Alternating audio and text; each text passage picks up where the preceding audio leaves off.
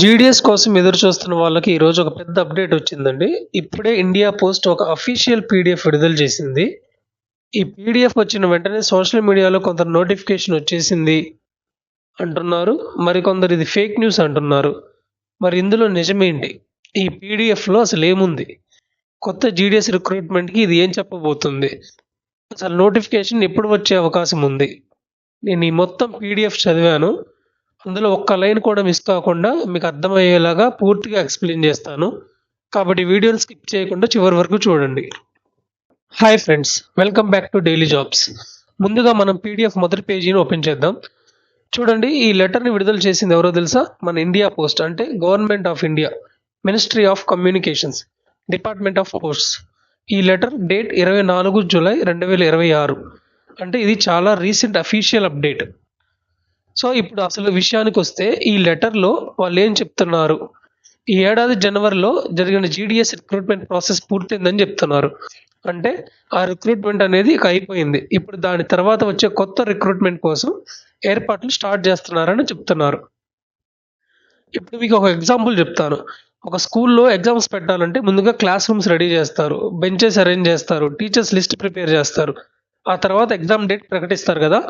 అదే విధంగా కొత్త జీడీఎస్ రిక్రూట్మెంట్కి ముందు పోస్ట్ ఆఫీస్ వాళ్ళు కూడా కొన్ని ఏర్పాట్లు చేస్తున్నారన్నమాట. మొదటి పని, ఎడ్యుకేషన్ బోర్డ్స్ని చెక్ చేస్తారు. సర్టిఫికేట్స్ వెరిఫై చేసే సమయంలో ఏ సమస్యలు రాకూడదని వాళ్ళు ముందే అన్ని బోర్డ్స్ని రీవెరిఫై చేస్తున్నారన్నమాట. ఈ పని జూలై 27 నుంచి ఆగస్టు 3 వరకు జరుగుతుంది. రెండో పని, దేశం మొత్తం ఎక్కడెక్కడ జీడీఎస్ పోస్టులు ఖాళీగా ఉన్నాయో కలెక్ట్ చేస్తారు. దీనిని వేకెన్సీ క్యాప్చరింగ్ అంటారు. ఈ ప్రాసెస్ కూడా జూలై 27 నుంచి ఆగస్టు 3 వరకే జరుగుతుంది.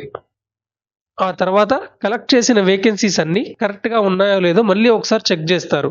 ఈ పని ఆగస్టు 4 మరియు ఆగస్టు 5 తేదీల్లో జరుగుతుంది. ఫ్రెండ్స్, ఇక్కడ వరకు క్లియర్గా అర్థమైతే ఒక లైక్ మాత్రం చేయండి. ఎందుకంటే నేను ఈ అఫీషియల్ పీడిఎఫ్ మొత్తం చదివి సింపుల్ తెలుగులో మీకు ఎక్స్ప్లెయిన్ చేస్తున్నాను. దీనికోసం చాలా టైం పడుతుంది. మీ ఒక్క లైక్ మాకు ఇంకా మంచి జెన్యూన్ వీడియోస్ చేయడానికి మోటివేషన్ ఇస్తుంది. సో కాబట్టి తప్పకుండా లైక్ చేయండి. ఇప్పుడు మీరు అడిగే క్వశ్చన్, ఏ పోస్టులు ఈ నోటిఫికేషన్లో వచ్చే అవకాశం ఉంది? దానికి కూడా ఈ పీడిఎఫ్లో ఆన్సర్ ఉందండి. చూడండి, జనవరి 1 నుంచి జూన్ 30 మధ్య ఎవరైనా జీడీఎస్ ఉద్యోగం వదిలేసినా, లేదా ట్రాన్స్ఫర్ అయినా, ప్రమోషన్ వచ్చినా, డిసిప్లిన్ కారణంగా తొలగించినా, లేదా ఇంకేదైనా కారణంతో పోస్ట్ ఖాళీ అయితే ఆ వేకెన్సీస్ని కొత్త రిక్రూట్మెంట్లో యాడ్ చేసే అవకాశం ఉంది. అలాగే జనవరి రిక్రూట్మెంట్లో సెలక్షన్ అయిన వ్యక్తి జాయిన్ కాకపోయినా, లేదా జాయిన్ అయ్యాక జాబ్ వదిలేసినా, ఆ పోస్ట్ ఇంకా ఖాళీగా ఉంటే దాన్ని కూడా యాడ్ చేయొచ్చు అని చెప్పారు. ఇప్పుడు మీలో చాలామంది అయితే నోటిఫికేషన్ వచ్చేసిందా అని అనుకుంటున్నారు.